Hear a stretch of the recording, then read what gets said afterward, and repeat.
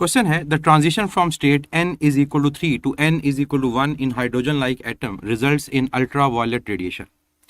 Infrared radiation will be obtained in transition from. हमें ये बताया गया कि जब इलेक्ट्रॉन हमारे पास थर्ड एनर्जी लेवल से फर्स्ट एनर्जी लेवल में आता है तो वहाँ पर जो रेडिएशन एमिट होती हैं वो अल्ट्रा वायलेट होती हैं और होनी भी चाहिए क्योंकि लाइमन सीरीज है। तो कहते हैं बताएं इंफ्रारेड कब इमिट होगी। तो देखें Lyman series ultraviolet region में लाई करती है, बाल्मर रीजन हमारे पास विजिबल रीजन में लाई करता है। उसके बाद जो तीनों हमारे पास सीरीज हैं, चाहे पासन है, ब्रैकेट है, फंड है, तो वो इंफ्रारेड रीजन में लाई करता है। अब पासन सीरीज कब होती है? जब इलेक्ट्रॉन किसी भी हाई एनर्जी लेवल से कहाँ पर आएगा? वो थर्ड में आएगा। तो इलेक्ट्रॉन थर्ड में आएगा तो तब भी इंफ्रारेड इमिट होगा। इलेक्ट्रॉन किसी भी हाई एनर्जी लेवल से अगर फोर्थ में आता है, ये हमारे पास ब्रैकेट सीरीज है, तब भी इंफ्रारेड इमिट होता है। और अगर इवन इलेक्ट्रॉन किसी भी हाई एनर्जी लेवल से फिफ्थ में आता है तो तब भी इंफ्रारेड ही इमिट होगा। तो ट्रांजिशन हमारे पास अगर हो थर्ड में, फोर्थ में या फिफ्थ में तो इंफ्रारेड इमिट होगा। तो राइट आंसर क्या है? चार्ली। सेकंड केस में सेकंड में आ रहा है तो सेकंड के केस का मतलब बाल्मर सीरीज ये विजिबल रीजन में लाई करेगा। 4 to 2 ये भी सेकंड में आ रहा है, ये भी विजिबल रीजन में लाई करेगा। और 2 to 1 ये हमारे पास लाइमन सीरीज है, ये अल्ट्रा वायलेट रीजन में लाई करेगा। तो answer is Charlie. Two radioactive elements X and Y have half-lives of 50 and 100 minutes respectively. Initial sample of both the elements have same number of atoms. The ratio of the remaining number of atoms of X and Y after 200 minutes is. हमारे पास दो radio active elements हैं, एक X है और एक Y है, और उनकी हाफ लाइफ है 50 एंड 100 मिनट्स रिस्पेक्टिवली। जो X है उसकी हाफ लाइफ हमें गिवन है 50 मिनट्स और जो Y है उसकी हाफ लाइफ हमें गिवन है 100 मिनट्स। और हमें यह कहा गया कि दोनों के जो नंबर ऑफ एटम्स हैं इनिशियली वो क्या है? सेम। तो ये बताएं कि 200 मिनट्स के बाद दोनों के रिमेनिंग नंबर ऑफ एटम्स की रेशो क्या होगी। देखिए 200 मिनट्स दोनों X और Y के लिए different number of half lives हैं। अगर इसकी 50 मिनट्स हाफ लाइफ है तो इसके लिए 200 मिनट्स टोटल 4 हाफ लाइफ्स के इक्वल होगा। और अगर इसकी हाफ लाइफ 100 मिनट है तो इसके लिए 200 मिनट हमारे पास 2 हाफ लाइफ के इक्वल होगा। पहले X को अगर मैं सॉल्व करता हूं कि X 4 हाफ लाइफ के बाद कितना रिमेनिंग होगा, तो स्टार्ट अगर हम करें n से तो एक हाफ लाइफ के बाद n/2, 2 के बाद n/4, 3 के बाद n/8 और 4 के बाद n/16। डायरेक्ट करना चाहो तो n/2 raise to power n, n की वैल्यू 4 है। और Y के लिए दो हाफ लाइफ 200 मिनट के इक्वल होंगे तो दो हाफ लाइफ के बाद वो कितना रिमेनिंग होगा? वो n/4 होगा। हमें रेशो फाइंड करनी है remaining number of atoms of X to Y after 200 minutes. तो n/16 को डिवाइड कर दोगे n/4 से, तो n/16 डिवाइड बाय n/4 ये आ जाएगा n/16 multiplied by 4/n। n cancel हो गया, 4/16 1/4 आपका आंसर है and that is beta. When phosphorus 3015 decays to become silicon 3014, which particle is released? Phosphorus का atomic mass 30 कन्वर्ट हो रहा है सिलिकॉन में, उसका एटॉमिक मास भी 30, मींस एटॉमिक मास चेंज नहीं हो रहा, अल्फा मिट नहीं होगा। एटॉमिक जो नंबर है वो 15 से 14 हो रहा है, मींस एटॉमिक नंबर एक कम हो रहा। देखिए एटॉमिक नंबर चेंज होता है बीटा डिके में। अगर हमारे किसी पेरेंट न्यूक्लियाई में से बीटा पार्टिकल एमिट होगा तो दो पॉसिबिलिटीज होती हैं।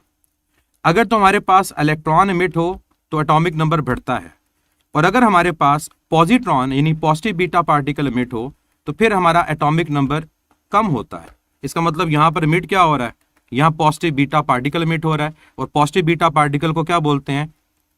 पॉजिट्रॉन। तो right answer is delta. With the increase in the quantum number, the energy difference between the consecutive energy levels. Quantum number के बढ़ने से एनर्जी लेवल के दरमियान जो डिफरेंस है क्या बढ़ता है या कम होता है? हम जानते हैं कि क्वांटम नंबर n के बढ़ने से हमारी पोटेंशियल एनर्जी की वैल्यू बढ़ती है, हमारी काइनेटिक एनर्जी की वैल्यू कम होती है, हमारी टोटल एनर्जी की वैल्यू बढ़ती है, और जो एनर्जी डिफरेंस है वो डिक्रीज करता है। तो इसका राइट आंसर हमारे पास क्या होगा? बीटा।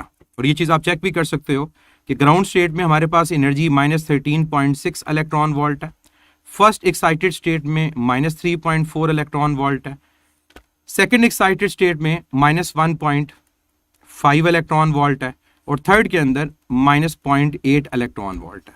अब आप हर दो एनर्जी लेवल्स के दरमियान डिफरेंस को देखो, आपको आइडिया हो जाएगा कि ये डिफरेंस डिक्रीज कर रहा है।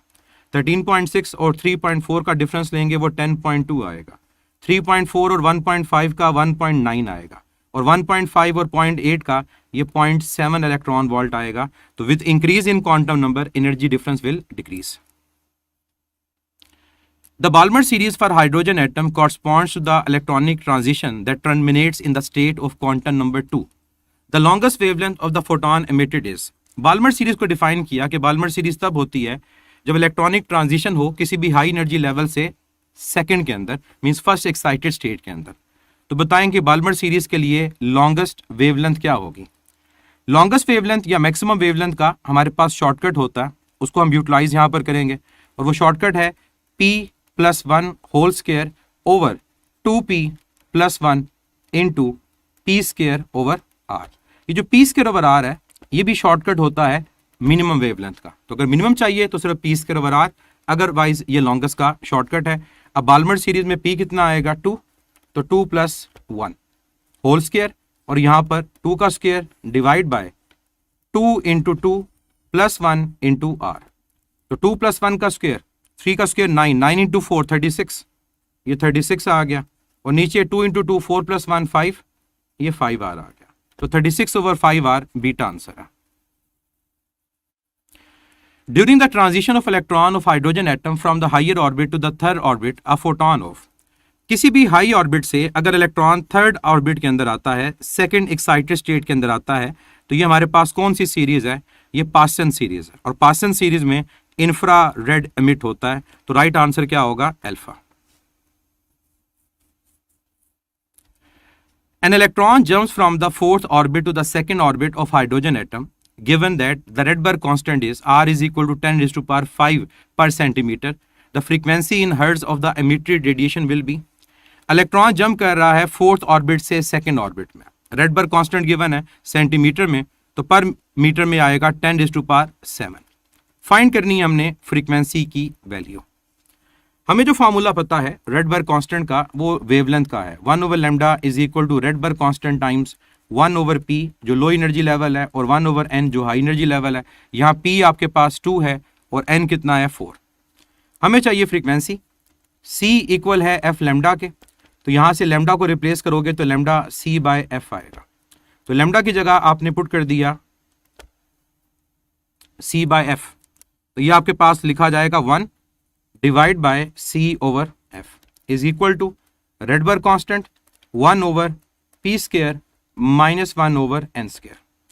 f चला जाएगा न्यूमरेटर में और c क्रॉस मल्टीप्लाई हो जाएगा। तो फ्रीक्वेंसी का formula Rydberg constant time 1/p² minus 1/n²। अब यहां पर वैल्यूज पुट करें। रेडबर्ग कांस्टेंट की वैल्यू हमारे पास है 10 raised to power 7, सॉरी यहाँ c भी आएगा, और c की वैल्यू है 310 raised to power 8।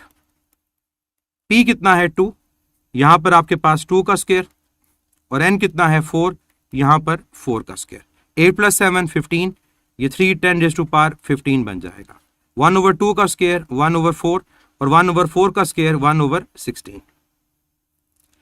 अब एलसीएम लें, तो एलसीएम हमारे पास 4 और 16 का 16 आएगा, तो यह आ गया 4 - 1 3, 3 इंटू 3 9, तो 9/16 into 10 raised to power 15 hertz हमारा आंसर होगा, एंड दैट इज चार्ली।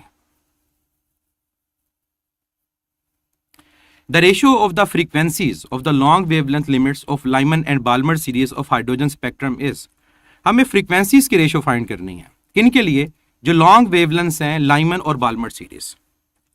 देखें पहले हम वेवलेंथ को कैलकुलेट करेंगे और उसका रेसिप्रोकल लेंगे तो फ्रीक्वेंसी की वैल्यू फाइंड हो जाएगी, क्योंकि फ्रीक्वेंसी जो है वो वेवलेंथ के इन्वर्सली प्रोपोर्शनल होता है। तो हम अगर लॉन्गेस्ट वेवलेंथ फाइंड कर लेते हैं तो हमें वहां से फ्रीक्वेंसी कैलकुलेट इजीली हो जाएगी। लॉन्गेस्ट वेवलेंथ फाइंड करने का शॉर्टकट हमारे पास किसी भी सीरीज में होता है p+1 whole square into p² over 2p+1 into r। अब मैं क्या करूंगा, मैं लाइमन टू बाल्मर इस रेशियो को फाइंड करूंगा वेवलेंथ को। तो ऊपर मैं लाइमन के लिए शॉर्टकट अप्लाई करूंगा, नीचे मैं बाल्मर के लिए शॉर्टकट अप्लाई करूंगा। p लाइमन के लिए कितना होगा 1, तो 1 + 1 whole square into 1 square divide by 2 into 1 + 1 into R. नीचे बाल्मर के लिए अब अप्लाई करेंगे तो P की जगह 2 पुट करेंगे, 2 + 1 whole square into 2 square over 2 into 2 + 1 into R. R से कैंसिल हो जाएगा। 1 + 1 2, 2 का स्क्वायर 4, ये 4 आ गया। 2 इंटू 1 2 + 1 3 आ गया, 4/3। 2 + 1 3, 3 का स्क्वायर 9, 2 का स्क्वायर 4, 9 इंटू 4 36। 2 इंटू 2 4 + 1 5, 36/5। तो ये आ गया 4/3 मल्टीप्लाइड बाय 5/36। तो 4 इंटू 9, ये आपके पास 5/27 आ गया। अब 5/27 हमारी वेवलेंथ की रेशो है। अगर आपको फ्रीक्वेंसी की रेशो फाइंड करनी है तो उसका क्या लोगे आप, रेसिप्रोकल।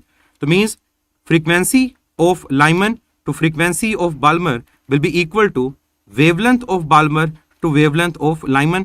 तो ये जो रिजल्ट आपके पास है ये रिवर्स हो जाएगा। जब रिवर्स होगा तो 27/5 आपका आंसर है एंड दैट इज अल्फा।